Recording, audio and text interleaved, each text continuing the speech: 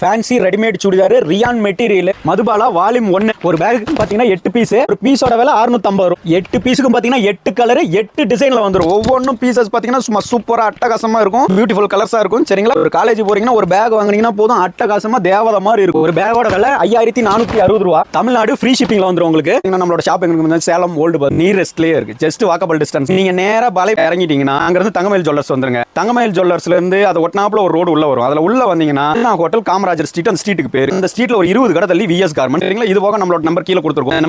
number call பண்ணுங்க